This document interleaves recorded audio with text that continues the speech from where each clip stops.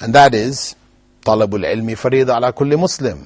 Seeking knowledge is compulsory for every Muslim. It's a general principle.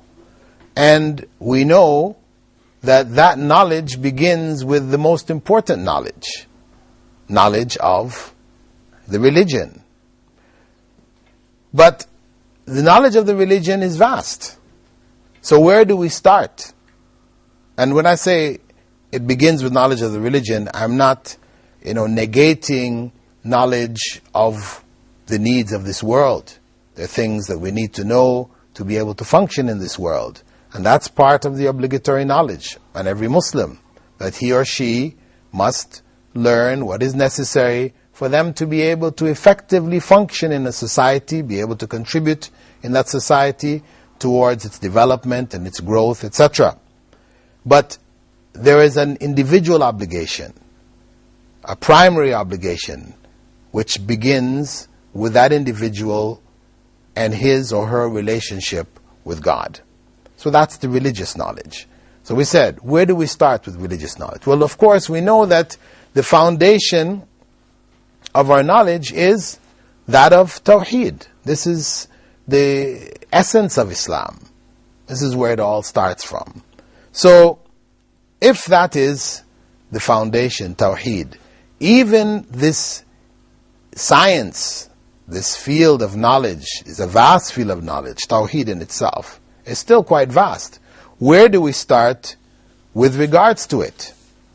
Well, there's a general principle that scholars have identified, that the status of an area of knowledge is determined by its contents. The status of an area of knowledge is determined by its contents.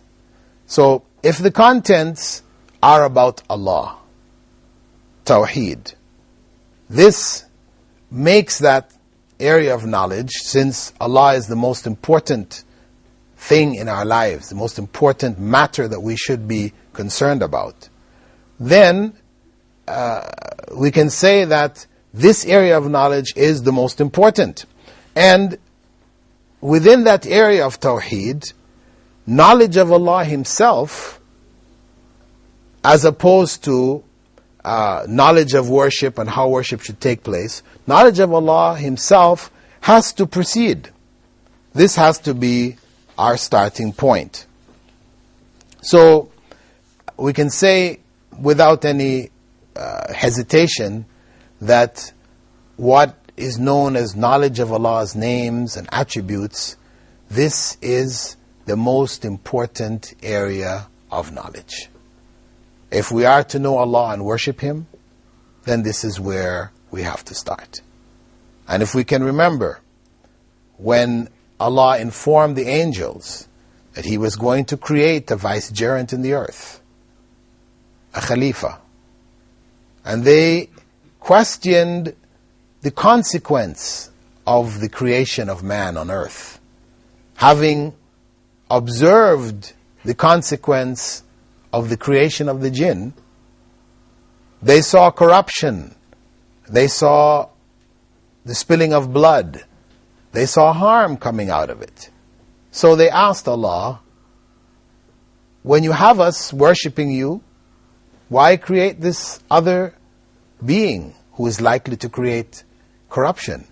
So Allah informed them that He knew what they didn't know. And then He taught Adam the names of everything. وَعَلَّمَ آدَمَ الْأَسْمَاءَ كُلَّهَا.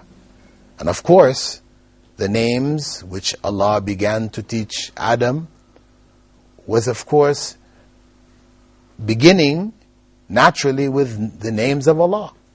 Because what are the most important names of anything? Of anything in existence? The most important names must be naturally the names of Allah themselves.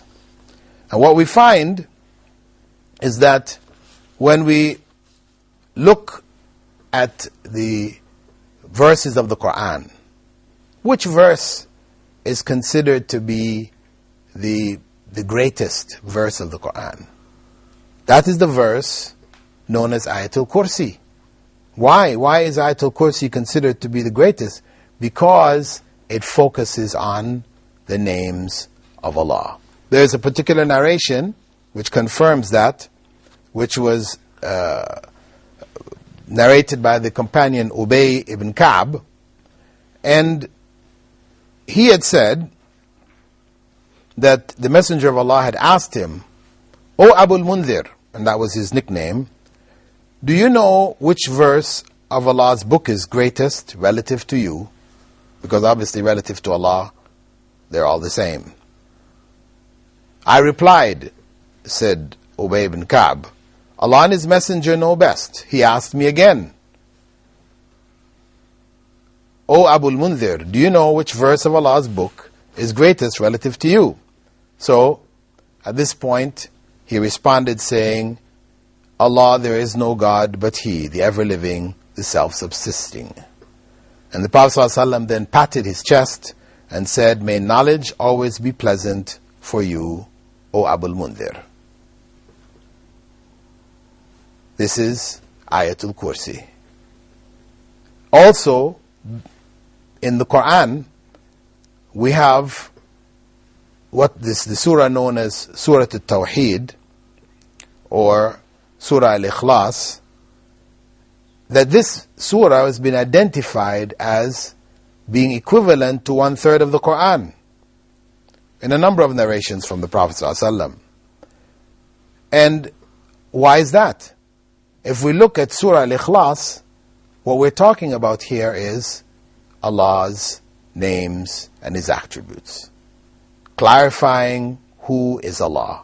So we can see from that the focus of the Quran itself with regards to its greatest verses, the greatest chapters, is a focus on the names and attributes of Allah. Because when we talk about Allah's names, each name has behind it an attribute.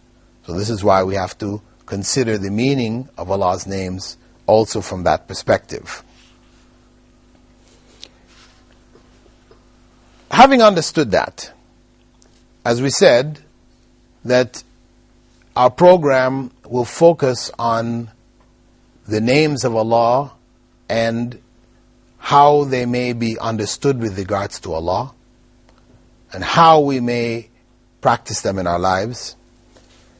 We have a particular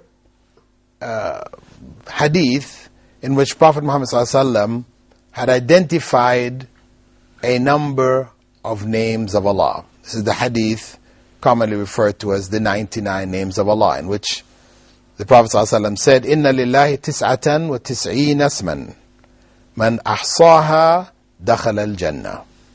Indeed, Allah has 99 names. Whoever counts them will enter paradise. And usually all of the various compilations, etc. of Allah's names are done on the basis of this hadith. There are narrations of this hadith wherein the names are actually listed. However, I should point out here that those narrations are in fact not authentic. There is no authentic narration in which all 99 names or 99 names are identified. We just have the general statement of the Prophet ﷺ in which he tells us that whoever counts these names or guards them or memorizes them, different narrations have different implications, then they will go to paradise. Now, when we say 99 names, we should understand that the 99 is not a limitation. It doesn't mean that Allah has only 99 names. Just as if I said, my brother has $99. It doesn't mean that that's all he has. It may be what he has on him at the time, etc.